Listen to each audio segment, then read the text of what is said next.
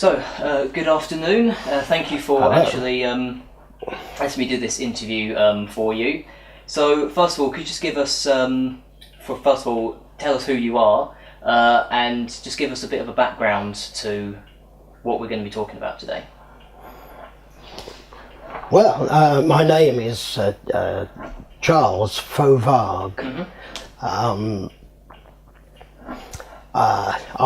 was born in 1939. It was about 6 months before the war started. So very, very young. I was very young. So I was about 6 months old when the war started.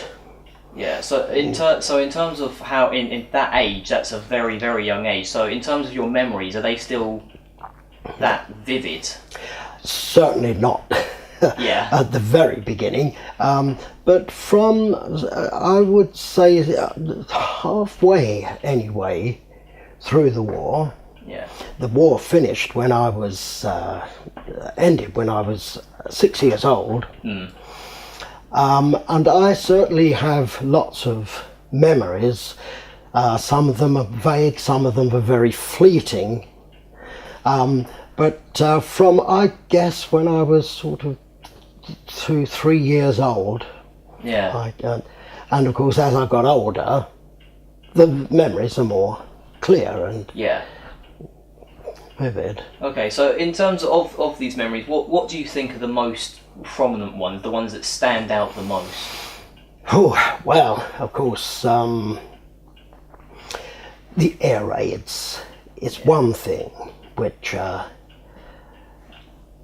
it stands out very much in my mind. Yeah. I do remember seeing air raids and various activities in the sky. Yeah, because you lived quite close to Biggin Hill. I lived about the airfield, the Biggin Hill airfield, Spitfire based, was across the fields about a mile from where I lived. Yeah. That's right. Okay. Are there any other strong ones? Well, yeah, one very strong one that stands out in my mind was a bomber, a Halifax bomber, which crashed literally yards from the house where I lived. Yeah. And how in terms of going through that, how did that kind of almost affect you? So kind of run us through that. So. Well, I was, in fact, that was towards the end of the war. It was in 44. Yeah. And it was, in fact, just a matter of about a few weeks before my 5th birthday. Okay. And it was in the middle of the night. I had woken my mother up because who was already awake, as it happens, but I disturbed her to take me to the I wanted to go to the toilet, and it was apparently about 2 o'clock in the morning. Okay. And there was a droning noise of an aeroplane. Yeah, yeah. And I remember my mum saying that she doesn't like the sound of that. It sounded bad. But halfway between rooms on the way back to bed, there was the most enormous crash and noise, which is, and shaking of the whole house, which was beyond description. And I remember screaming. Yeah. And that was this Halifax crashing. Yeah. Which was literally no more than 50 yards from the house. Wow. Wow. That is something. In terms of how much damage did that kind of do? Because it did no damage at all to really? the property. it missed the property and it Oh, didn't. okay. And it was a row of houses, and it was about 50 yards from the end house, and our house was the third one along. But it caused no damage to the properties at all, but of course the flame was complete. Yeah, I imagine so. So, assuming you were evacuated when you lived here, when they were doing all the bombings and sort of stuff, can you kind of talk us through how that sort of experience, being evacuated from your home, and just the emotions that were kind of going through your mind at that time? Well, at the age that I in consideration of your age as well. Emotions are not really.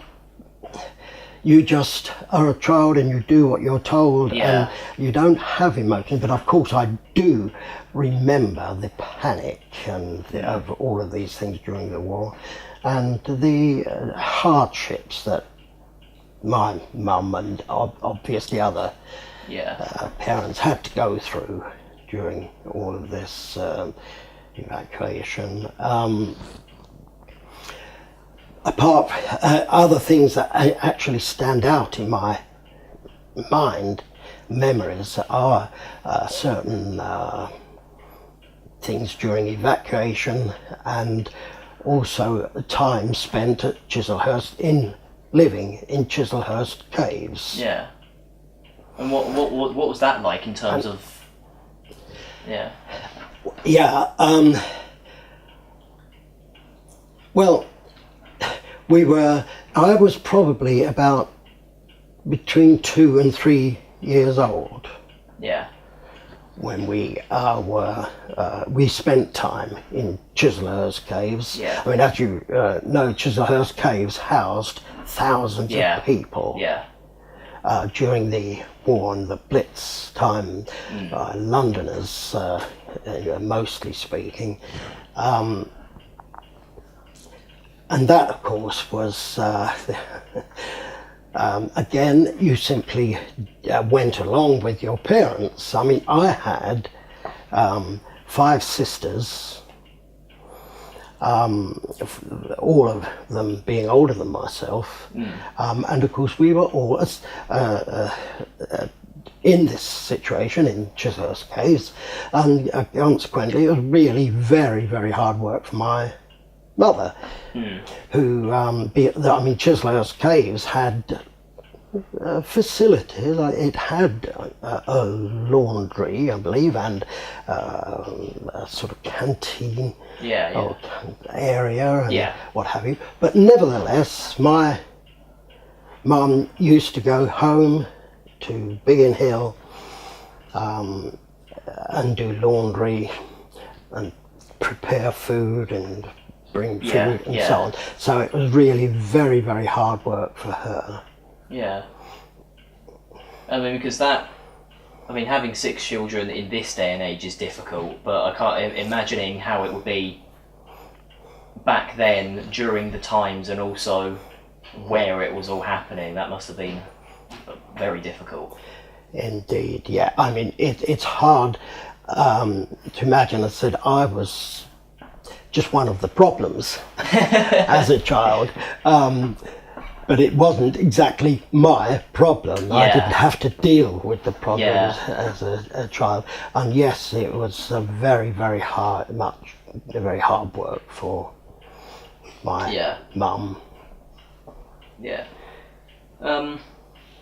So was there any times where you had, did you have like a shelter, like when you were still living? Indeed, yes. Chislehurst Caves, of course, was a huge general sort of shelter.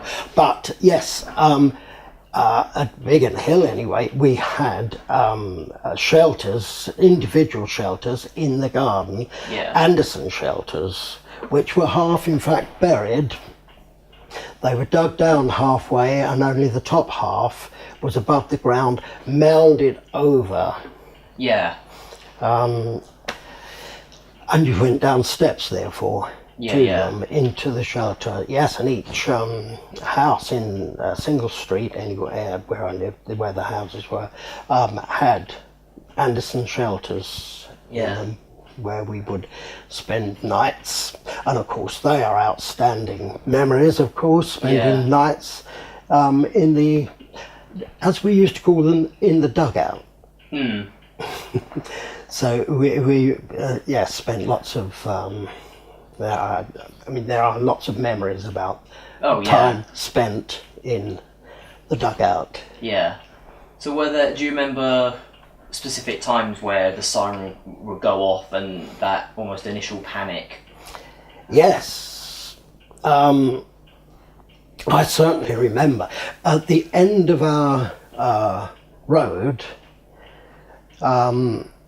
which I suppose was approximately 500 yards. Yeah. There was a siren. Okay. So it was very loud. Yeah, definitely. And that really, it was a wailing sound, very loud, which was the alarm for an air raid.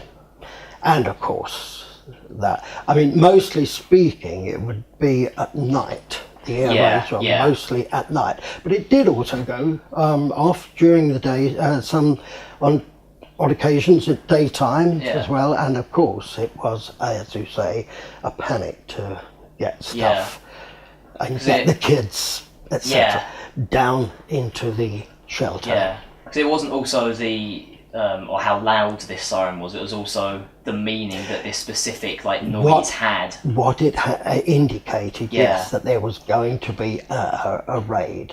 Yes, that's right. And of course, the raid might have been, or mostly speaking, it was on London raid, but it was also, there were raids on Biggin Hill Aerodrome, which, as I say, the airfield across the fields was only about a mile away. Yeah. And we, therefore, it did mean that there was going to be lots of activity, banging, etc. Yeah. And of course there was therefore a lot of panic and, well, I wouldn't say panic, there was a rush to get stuff and the kids into the shelter. Yeah, because though this siren was going off, it wasn't an exact time. There wasn't a timer that went with it. It was like you heard that, but you didn't know how long you had. Absolutely. And I think that was that probably more adding to the fear, kind of, it could be 10 seconds away, or it could still be 5 or 10 minutes away.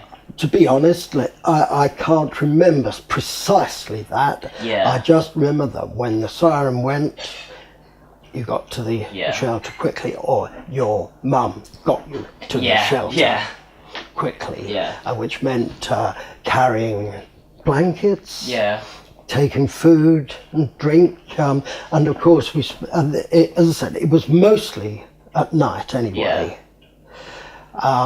So it did mean being woken up from being asleep, and having to collect and gather things quickly to get down. And that in itself is also adding to this kind of rush factor. You've just woken up.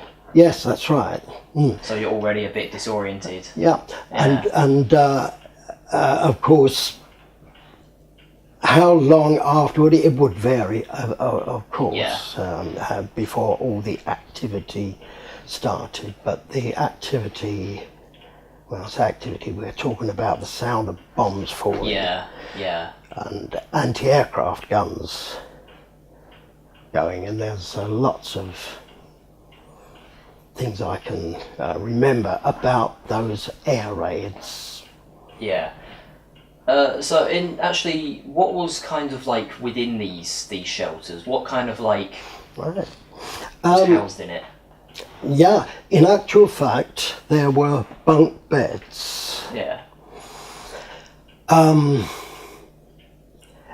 which were very crude. Yeah. They're wooden based with metal crisscross Yeah. bases. And I can't remember precisely how many was down there, but bearing in mind there are 8 of us in family. And you all fit, and you all managed to get in there with relative ease. Yeah,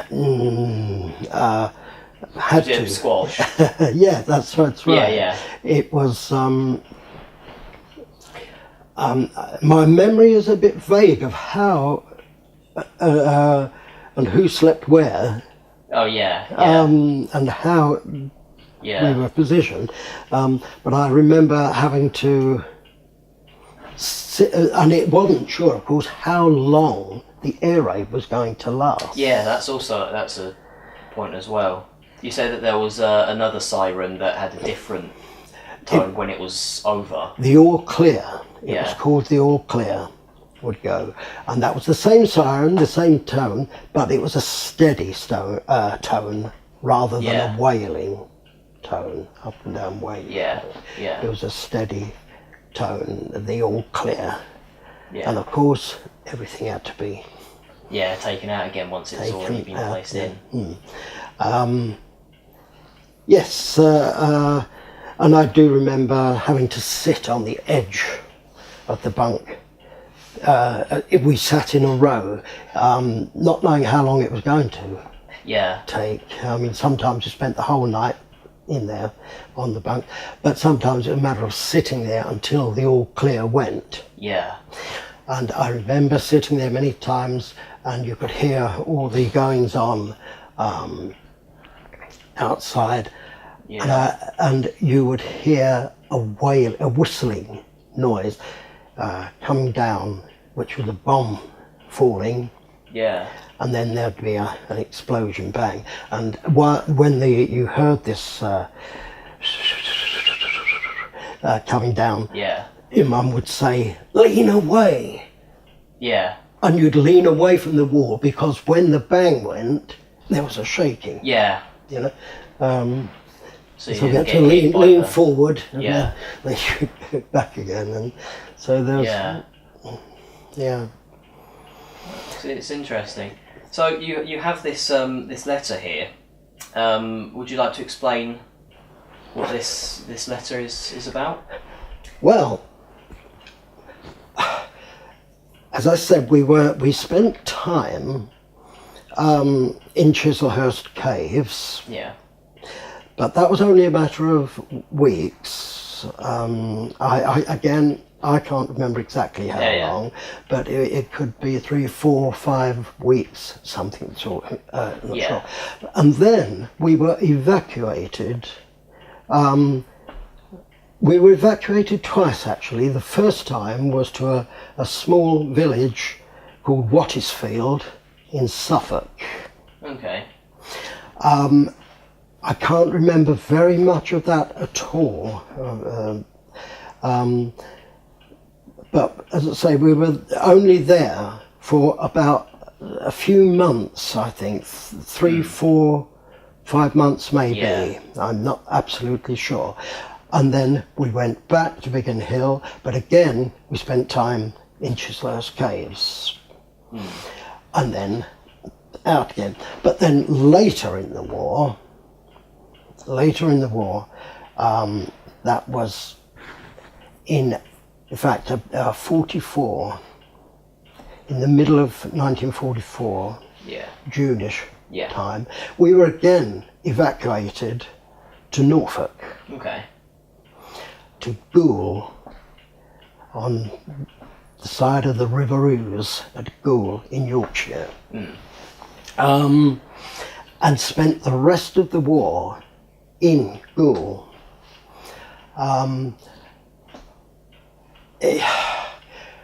So I was 5 years old then. Yeah. And so I spent time also evacuated with us. When I say with us, there was all of my family except my oldest sister and my father. But my mother and the other 5 kids were evacuated to Goole in Yorkshire. And I remember just being a child. Yeah. I remember going to school there. And I remember playing on the riverbank. Yeah. And various things, as a child. I do, however, remember seeing Italian prisoners of war walking along the banks of the river, and we were told not to talk to them. Oh. But it really was just being a child. I remember doing all sorts of things, sledging down the banks of the river, and I remember on one occasion sledging down, not on a sledge, but on the seat of a chair. Oh, right. But I was wearing short pants, and I remember the snow going up my legs, up my the leg of my pants. Oh, not nice. And I didn't enjoy that. It's one of the silly little things that one remembers of being a child. And I simply wrote a letter to my oldest sister, who was still at Biggin Hill, stayed at Biggin Hill. Yeah. She was working then. Yeah. We'd like to show this letter. Just hold it up.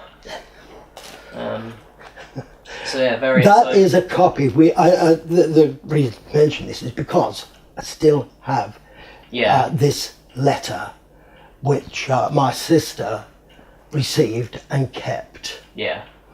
And she gave it to me some years ago, and it's very delicate. Oh, I'm sure it is. I don't know if you'd like me to read it. You can read it if you want to, yeah?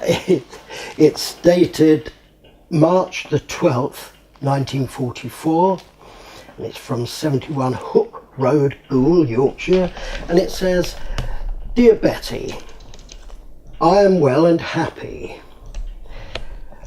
Well, Betty, I've had my hair cut, and Mum said it looks much better. I think you would say it too. Well, Betty, we are always playing cowboys and Indians outside." Again, "Well, Betty, I could not say any more now, so goodbye. Lots of love, Charlie." That's quite a precious memorabilia item.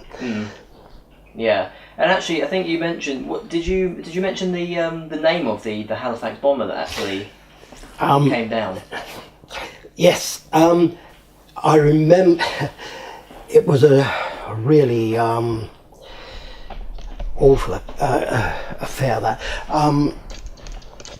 The next day, I remember during the rest of that night after the plane crashed, there was obviously terrific hubbub and goings on outside, and my three of my sisters at that time of the war were evacuated away from us at an open air school. Yeah. So there was just my oldest sister and my sister next to me, next one up from me, who were there. And I remember Betty, my oldest sister, my mum and my dad were like all the other neighbours, all outside and part of the hubbub that was going on. Yeah. And my sister, next one up, and myself I remember being in bed screaming, shouting. We were frightened. Oh, I'm sure. And screaming for our mum, of course, who couldn't hear us. Yeah. But of course she came back before too long. And the next day, people, of course, went out and saw the wreckage and so on. And it was dreadful. It was spread, the aeroplane was spread across a paddock field at the back of the house and another field at the end of the row of houses. And in the trees at the bottom of the paddock at the back of the house, there was a part of the wing of the plane, or it might have been a part of the fuselage of the plane, But in great big letters, hanging on this tree, this wing, and in great big letters, was the name Betty. And of course, that name has stuck in my mind because my sister's name was Betty. Yeah. And that's why that is so rememberable, if that's a word. Oh, cool. Yeah, definitely. But the rest of the it was dreadful. My mum, I remember digging around in the bushes or the hedge on the side of one field, and she picked up a glove. Yeah. An airman's glove. And looked inside and dropped it very quickly. It had It had 4 fingers inside it. Which begs the question, where was the 5th one? Indeed. If there were still 4 But that was very memorable again. Yeah. There were 4 fingers in it, and she dropped it obviously very quickly. Oh, definitely. I would have. And there, indeed. Yes, and there was, the wreckage, I remember, another vivid memory of the war is this Halifax crash, as you can imagine. But also my mum and another lady in the road put up the wreckage was guarded, of course, 24 hours a day. Yeah. And on shift, the men who guarded it, and they would come into my mum's house for their meals. Yeah. They would bring food. My mum's house and this other lady shared, and they would bring in eggs and bacon and stuff. Yeah. And I remember them coming in and standing their rifles in a corner of the room, and I remember standing by these rifles and they towered above me. I'm sure they would at your age. And that's right, and so they came in shifts, and for often for cups of tea and breaks, from their shift. And we used to obviously pick up and collect bits and pieces from this crashed aeroplane for long afterwards. The last I remember of it was it had been lifted up and put onto a big trailer affair and taken up the road, and last I saw it, but there was lots of bits and tiny pieces scattered around for years, which we It's really interesting. So, thank you very much for sharing this with us and taking the time out of your day to do this. You're welcome. And that will be all. So again, thank you very much. And it's been a pleasure. It's been a pleasure to talk.